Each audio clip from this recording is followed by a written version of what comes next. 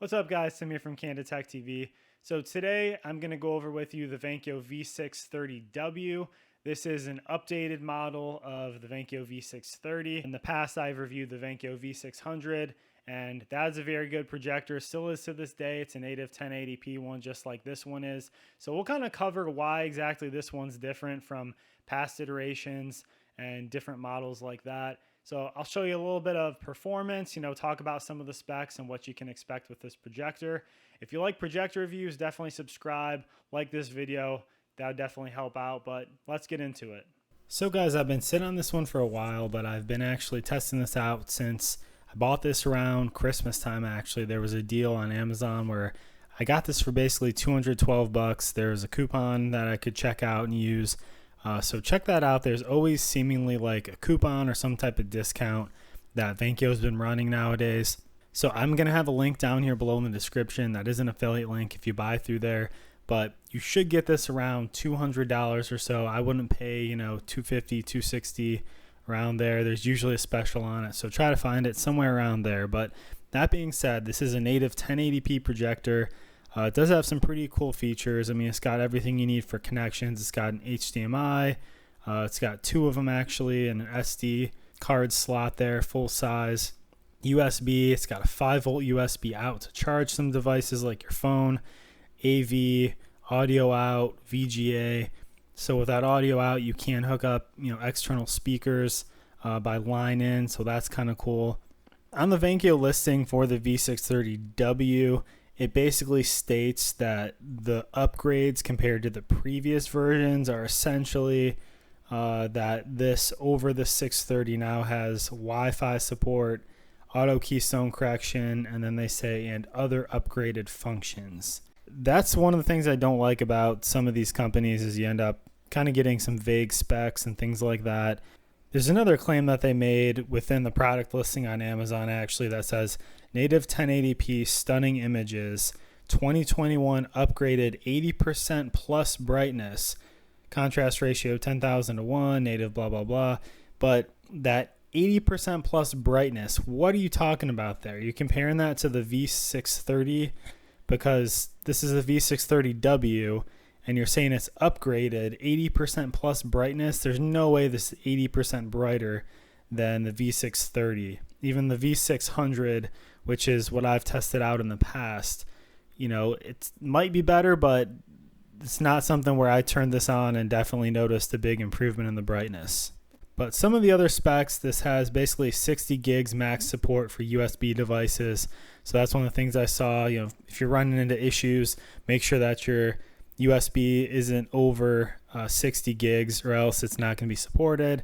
This does have 2.4G and 5G connections. So there's wired screen mirroring by using like your original USB cable for your iPhone, iPad, Android. One of the things that I do like they're actually upfront about that I usually kind of have to bring up in my reviews is for Netflix, Hulu, Roku, things like that. If you're trying to mirror that through your smartphone, due to copyright protection, you basically cannot mirror those type of apps. There's usually protections there, so you cannot mirror or screencast those. So that's where, they say, and I usually recommend you can use like a TV stick. So you can use a Roku, you can use an Amazon Fire Stick, something like that. Honestly, that's what I'd recommend anyway. Typically, I always say, even if there's an onboard kind of interface and some type of operating system built into these projectors, usually the best performance is going to come from using some external device like a Roku, and that's typically what I use all the time. I'm not going to go over specifically how to mirror with these. It says that you can. Basically, the iOS system, it says page 7 to 9 of the user manual. For Android, you'll find that page 9 to 10. Honestly, I'm not a huge fan of wirelessly casting with devices like this. Usually there's some type of lag, whether it's between the video, the audio.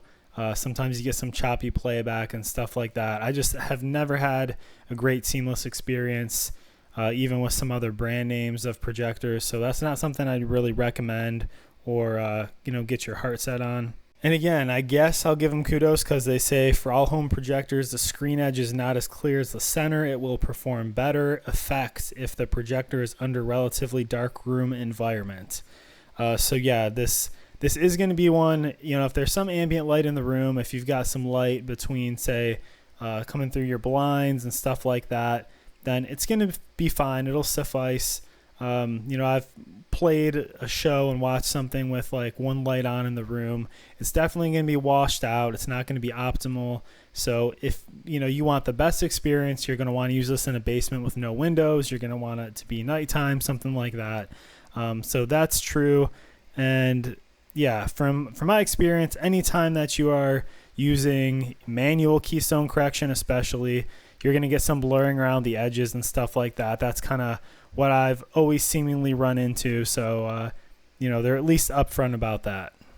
One of the other things, it does say it doesn't support 4K through the USB stick. You got your keystone correction. You have both auto and manual. It's also got the electronic keystone correction, and it does a decent job. It does both horizontal and vertical. I typically do like using electronic keystone better than manual keystone because I find a lot of time that doesn't affect the edge as much with the blur. This does also have digital zoom. You can basically zoom from 100% down to 50%. So that can be possibly helpful with your setup. They say that the screen can basically be projected from like 46 to 300 diagonal inches. So what you'll see here in all the testing that I'm showing you is with a 100-inch diagonal screen. That's kind of the setup that I have. So at that size, I didn't really have any issues with anything. I thought it looked pretty good still. And again, in dark conditions, the brightness was what I would expect. As far as installation, this does have mounting screws that you can use like for on the bottom and everything. So there's 4 areas. It's M4 metric mounting, and the installation type, you could do front, rear, or ceiling. Gaming, just to mention that, there is a 60 hertz refresh rate. So, for casual gaming and stuff like that, if you're not real serious about it, then it should perform decently well for you. So guys, you can kind of see, I've shown you some things throughout here probably, and I'll show you now a little bit of some more footage that I took. And like I said, this footage was gathered in both. I had a little bit with lights on just to show you what that looks like, and then flipping the lights off where it was, past sunset and, blinds down, everything like that. So kind of optimal conditions. The sharpness, it's pretty good. It's native 1080p. So it's not 4K, but it looks pretty darn good. Your colors and things like that, I've never really had any complaints with any of the Vankyo projectors with the colors and that. I think, they're pretty realistic, pretty good representation of, the color accuracy and everything like that. And once I had this set up, depending on your setup, I use it on a little projector tripod and stand that I actually have from Vankyo that I've been using like the past couple years. Setup wasn't too bad. And once I got everything kind of squared away, it did look pretty good. I really didn't notice a ton of blurring around the edges, so I was pretty happy with that. And it's a pretty good setup. I've used it for watching TV shows, watching movies. Like I said, you can hook up an external speaker, so I would definitely recommend that. I think if you hook it up to an external speaker, that's how you're going to get the best sound. That's how you're going to be able to kind of combat the fan noise. And this fan noise, is there. It's really not terrible. It's all going to depend on your setup too. So, I had this set off to the side of me. I basically got chairs on either side of the projector, kind of where it is. So, if you're sitting like right behind the projector, it's going to be louder for you. Let me know if you have any questions. I cannot do tech support for everybody. I know I get a lot of questions sometimes about, tech support things, or can you help me troubleshoot this? Unfortunately, with all the videos I've made at this point, I'm still working a full-time job. I can't always answer those type of questions, but if you have any other questions, I'll try to redirect you to where you can find the answers. All right, guys, if you found this video helpful, please hit that like button, subscribe for more projector reviews like this, because that's what we do here at Candid Tech TV. A bunch of different projector reviews. I cover a lot of budget options, so definitely check out my playlist and check out my previous videos. But thank you guys for watching with me here today. Take care, and I'll see you on the next one.